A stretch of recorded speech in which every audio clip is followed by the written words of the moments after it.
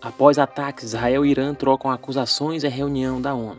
O Conselho de Segurança das Nações Unidas se reuniu emergencialmente neste domingo após a escalada da tensão no Oriente Médio. O embaixador de Israel afirma que espera condenação do Brasil a ataque do Irã e se diz desapontado com a posição do Itamaraty. As buscas por Moraes crescem em Portugal e Venezuela após embate com Musk. Pico de interesse deu depois de ministro ter determinado a inclusão do dono do X no inquérito das milícias digitais. E as procuras pelo seu nome na internet têm aumentado cada vez mais. Confira agora um giro de notícias pelo mercado. Formado. Meu nome é Gabriel Monteiro e vou lhes acompanhar neste comecinho de dia. Hoje, segunda-feira, dia 15 de abril, e a semana já começa agitada. Apesar da forte tensão geopolítica após os ataques do Irã contra Israel no fim de semana, os mercados começam esta semana bastante calmos. A tese é de que o conflito não escale nos próximos dias, apesar de promessas de retaliação de membros do governo de Israel. Há pressão por moderação nas reações de Israel por membros da comunidade internacional, inclusive Estados Unidos, União Europeia, China e Rússia. O petróleo começou o dia em queda, mas pode sofrer pressões até que fique claro qual será o saldo dos ataques deste último fim de semana e qual será a resposta de Israel. Segundo informações da imprensa, uma nova reunião do Gabinete de Guerra de Israel está marcada para esta segunda-feira, onde será decidida qual será a resposta, e o mercado já especula que será uma resposta mais institucional, com aplicação de sanções macroeconômicas no lugar de um novo ataque. O gabinete está determinado a responder, no entanto. A agenda está cheia nesta semana e também ajuda a segurar os movimentos muito bruscos por parte de investidores. Hoje, teremos vendas do varejo nos Estados Unidos e dados de atividade na China. Enquanto isso, a temporada de resultados nos Estados Unidos deve ganhar tração ao longo dos próximos dias, inclusive com a divulgação de Goldman Sachs em alguns minutos.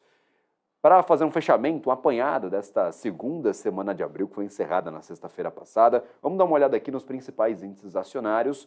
Nós tivemos uma semana um pouquinho pesada para o mercado no Brasil. Dá para ver que no apanhado dos últimos 5 dias da semana passada, nós tivemos a maioria dos ativos descontados, inclusive com o CVC caindo 17,95% e Azul 13,89%. Destaque para Azul porque este movimento ele foi muito concentrado na sexta-feira passada. Apenas na sexta-feira, apenas no último dia da última semana, nós tivemos uma queda de mais de 10% para o ativo de Azul. Então, estes 13,89 muito levam aí em consideração os 10% de desconto da sexta-feira, do último dia da semana passada.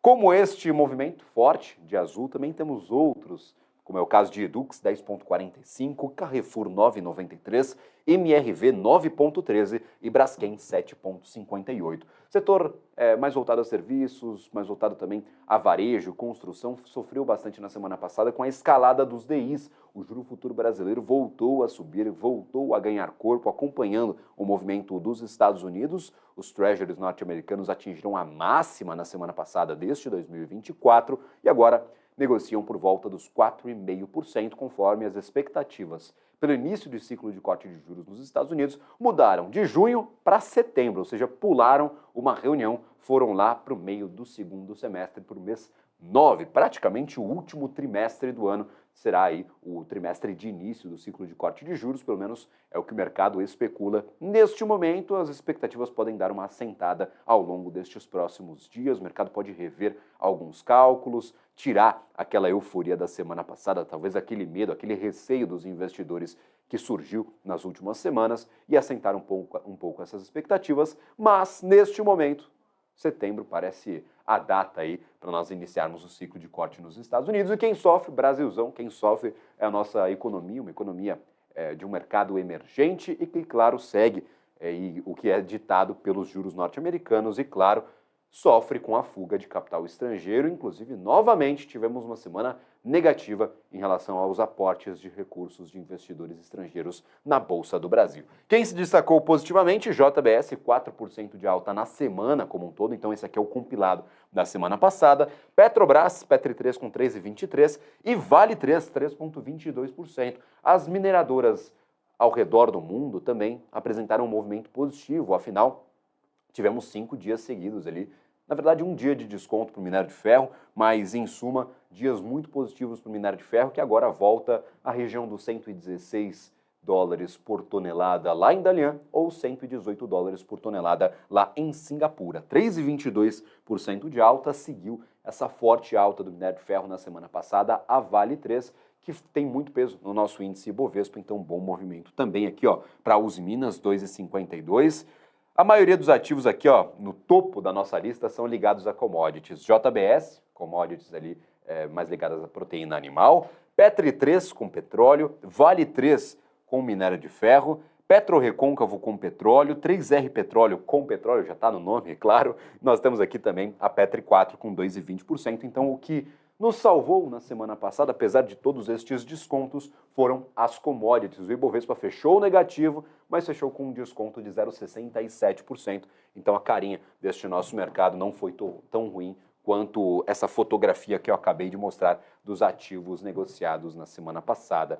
Como o Ibovespa, também tivemos um movimento negativo para as bolsas nos Estados Unidos. Dow Jones fechou a semana passada com 2,37% de desconto em todos os 5 dias, S&P 500 com 1,5% de queda e Nasdaq caiu menos, 0,45% de queda.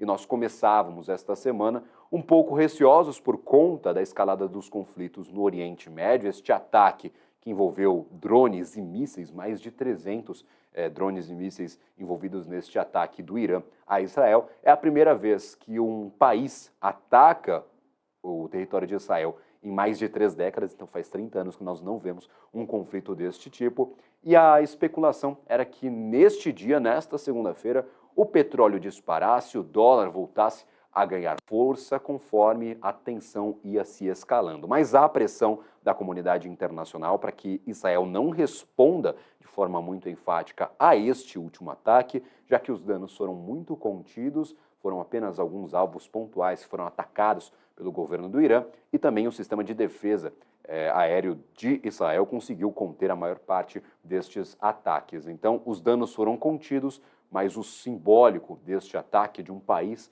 atacando o território de Israel poderia promover aí, poderia forçar Israel a uma medida um pouco mais incisiva, inclusive há parte do governo que busca por essa retaliação um pouco mais forte, mas por conta desta pressão internacional, Israel deve optar talvez por sanções macroeconômicas ou pedidos de sanção macroeconômica a alguns países e, claro, este conflito deve perder um pouco da sua temperatura, deve se esfriar um pouco.